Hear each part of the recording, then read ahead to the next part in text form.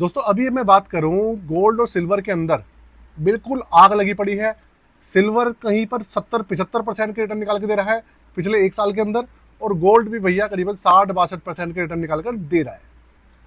इस तरीके की नौबत आ गई है कि बहुत सारे म्यूचुअल फंड्स को, एसबीआई, टाटा, कोटक और यूटीआई को, जो उनके सिल्वर फंड्स हैं उनके अंदर भैया लमसम बंद करना पड़ रहा है। इस तरीके की नौबत आ गई है, आप सोचिए। तो आज मैं जिस फंड का रिव्यू करने वाला हूं, और आप मुझसे पूछें कि भाई म्यूचुअल फंड के इतिहास में सबसे पुराना जो गोल्ड फंड है उनमें से कौन कौन से ऐसे फंड है जो कि बहुत ज़्यादा पुराने हैं, तो देखिए उसके अंदर सबसे पुराना जो हमारा गोल्ड फंड आता है वो हमारे निप्पॉन गोल्ड बीस है। वो बहुत पुराना है। और उसके बाद जो पुराने फंड्स में आता है वो हमारा यूटीआई है, एसबीआई है। तो आज मैं यूटीआई गोल्ड ईटीएफ जो है उसका रिव्यू करने वाला हूँ आपके सामने। बहुत पुरानी एएमसी है और बहुत पुराना ये फंड है। 2007 में ये लॉन्च हो गया था। तो आप ये सोचो कि 2007 से अब तक, मतलब 2 साल बाद इसको 20 साल हो जाएंगे। और भाई पिछले 18 साल में इसका जो सीएजीआर निकल के आया है, पता है कितना आया है?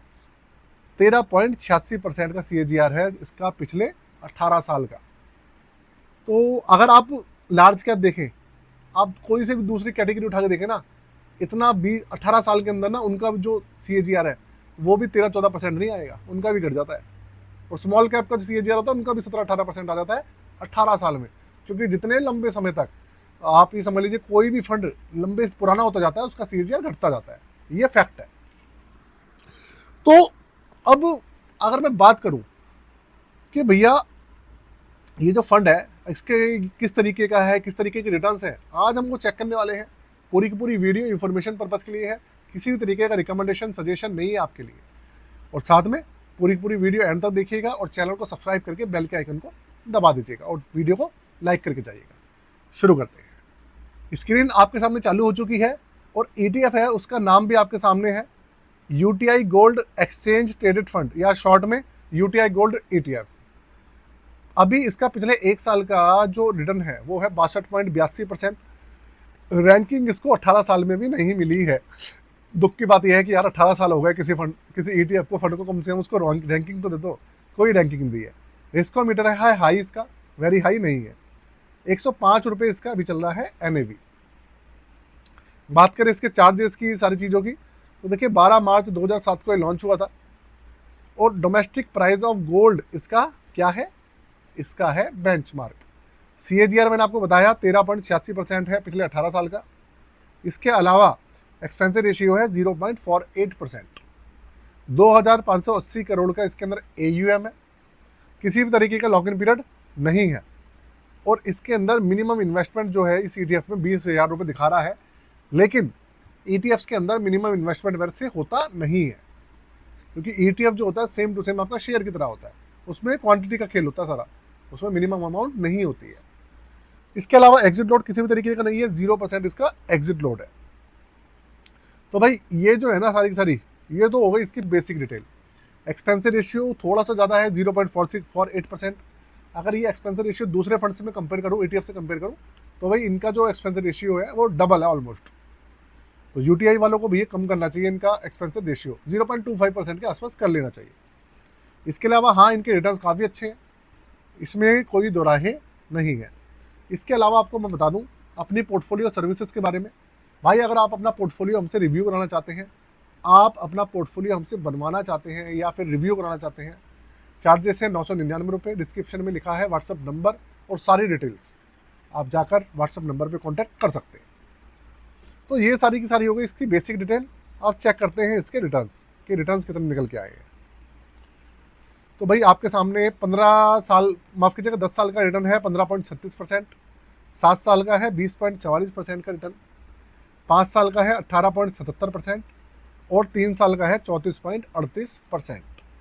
एक साल में 62.82% का रिटर्न है और 6 महीने में 32%, 3 महीने में 26.85% और 1 महीने में 14% का रिटर्न निकाल के दे रहा है। मतलब ये समझ लो आप दिवाली में ना बल्ले बल्ले है इस समय, गोल्ड ही गोल्ड और सिल्वर ही सिल्वर है हर जगह पे। इतने रिटर्न्स निकल के आ रहे हैं जितने आप सोच भी नहीं सकते। अब सबके दिमाग में ना एक क्वेश्चन आ रहा है, तो ये तो हो गई इसकी बेसिक डिटेल। सबके दिमाग में एक क्वेश्चन आ रहा है कि गोल्ड के अंदर क्रैश आएगा या नहीं आएगा। तो देखो दोस्तों, अगर मैं आपको बिल्कुल जेन्युइन इन्फॉर्मेशन दूँ, जेन्युइन इन्फॉर्मेशन का मतलब ये नहीं है कोई सोर्स से आ रहा है, कहीं मुझे ऑफिशियल्स ने बताया, ऐसा कुछ भी नहीं है। ऐसी कोई इन्फॉर्मेशन किसी के पास भी नहीं है, ना तो हमारे प्रधानमंत्री जी के पास है, ना हमारे फाइनेंस मिनिस्टर के पास है, क्योंकि आने वाले समय में ग्लोबली क्या होगा ये किसी को नहीं पता है। देखो ऐसा है कि रेट तो बहुत ज़्यादा बढ़ गए हैं। अगर हम एक थ्योरी के ऊपर बात करें कि भाई अगर किसी भी चीज़ के रेट बढ़ते हैं ना एकदम से, तो उसके अंदर करेक्शन तो आता है। अब वो करेक्शन कितना आएगा इसके ऊपर बात है। करेक्शन हो सकता है भैया 10-20% आए, ऐसा भी हो सकता है कि भैया 40-50% का करेक्शन आ जाए, और ऐसा भी हो सकता है कि करेक्शन आए ना और आगे बढ़ जाए। हाँ, इसकी जो बढ़ने की रफ्तार है वो घट जाए, लेकिन पैसा नीचे ना जाए, मतलब इसकी जो रेट है वो डाउन ना हो।